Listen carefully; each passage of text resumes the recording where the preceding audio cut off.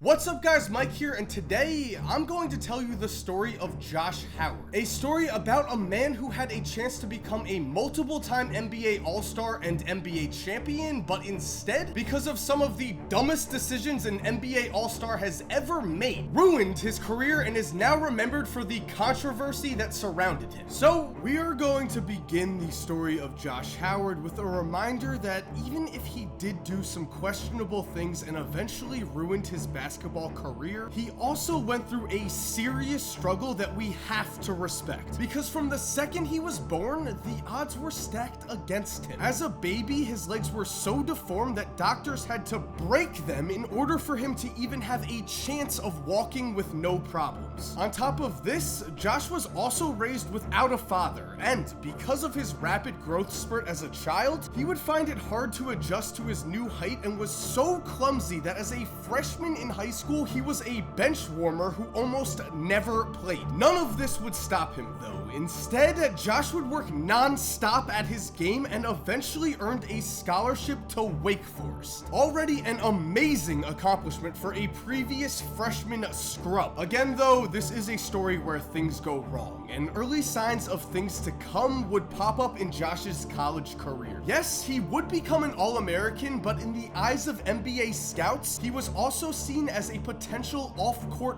problem. As during a game against Georgia, after a hard foul, Josh seemingly lost his mind and looked like a madman as he tried to fight multiple players on the Georgia team. Then, during pre-draft interviews, it came out that Josh was an avid pot smoker. NBA teams do not like to hear that, and so these red flags were the reason that Josh would slip to the 29th pick in the 2003 draft. And trust me, weed is definitely going to come back into this story, but as for now, in the beginning of Josh Howard's NBA career, everything seemed to go right. By just his third season, the Mavericks would win 60 games, and Howard proved to be the team's X factor, as the Mavs went 24-0 in games where he scored 20 or more points. Then in the playoffs, Josh showcased his full potential, as in the Western Conference Finals against the Suns, he would average over 19 points and 8 rebounds a game, and in the deciding Game 6, he came up huge with a 20-point, 15-rebound performance. But moving on to the finals, Howard would make one of the biggest mistakes in NBA history with a single timeout. Because in Game 5, with the series tied, the Mavericks led by 1 in overtime with 1.9 seconds left. At this moment, Dallas only had 1 timeout, and Dwayne Wade was on the line with the chance to give the Heat the lead. Wade would make his first free throw, which meant the game was now tied, and then,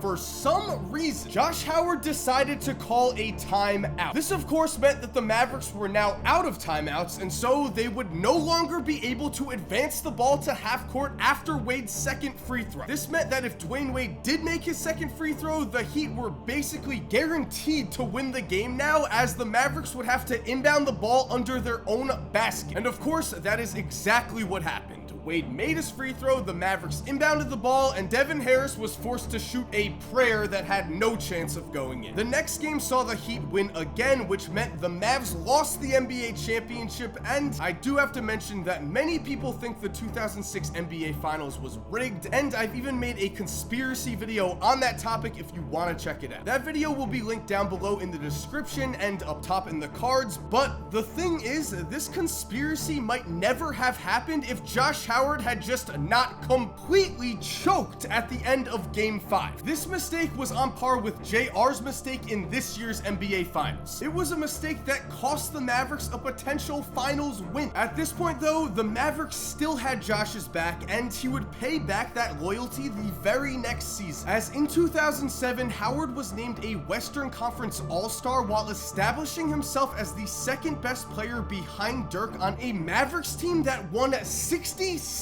games. Unfortunately though, this was the same 67-win Mavericks team that lost in the first round of the playoffs to the 8-seed Golden State Warriors. A loss that completely derailed the Mavericks championship hopes for the next several years. As for Josh Howard, well, let's jump ahead 1 year to a playoff series between Dallas and New Orleans that marked the beginning of Josh's downfall. Because for some reason, a few hours before Game 3 of that series, Josh had an interview with Michael Irvin on ESPN Radio. In this interview, he freely admitted that he smoked weed in the offseason, saying, quote, "I don't think that's stopping me from doing my job." Weed is, of course, a banned substance in the NBA, and at the time was also illegal in every single state. So, of course, Josh's admission to smoking caused a firestorm of controversy. Then, to make things even worse, after a deflating loss in Game 4, the Mavericks were now down 3-1, and Josh had the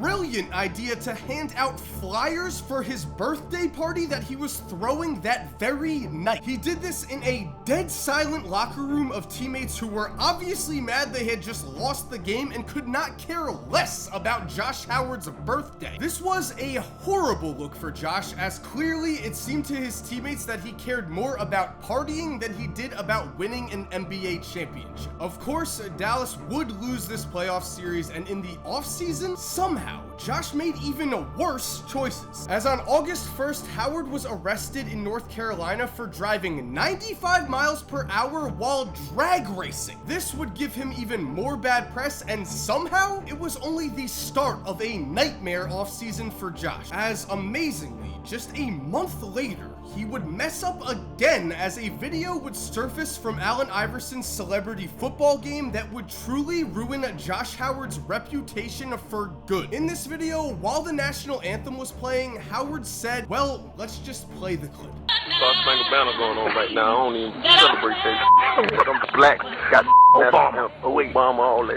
Yup, when referring to the national anthem, he said, I don't celebrate that shit, I'm black. This video would go viral, and overnight, Josh Howard would become public enemy #1. Because unlike recent protests such as Colin Kaepernick's, it didn't look like Josh was making a stand for anything, it just looked like he was disrespecting his own country. Which meant, just like that, the man who Dallas fans loved because he worked so hard to go from the last pick in the first round to an NBA All-Star was now seen as a serious locker room problem. The Mavericks would make it clear that Josh's recent behavior was not okay, and new head coach Rick Carlisle would say that Howard had some cleaning up to do if he wanted to stay in Dallas. Josh, though, just could not stay out of trouble, as in 2010, reports would surface that said that Howard missed a game due to a non-basketball related illness, but really, it was known that Josh had missed the game because he was hung over. At the time, Dallas tried their best to cover this up because they wanted to protect his trade value, and it worked. Even though Howard would never start another game for the Mavericks, Dallas was able to trade him to Washington for Caron Butler. This trade would pretty much put an end to Josh Howard's relevancy as an NBA player because just a few days after this trade, Josh would tear his ACL and was never the same. Although he did come back from this injury, he would never again average more than 9 points per game and was out of the NBA just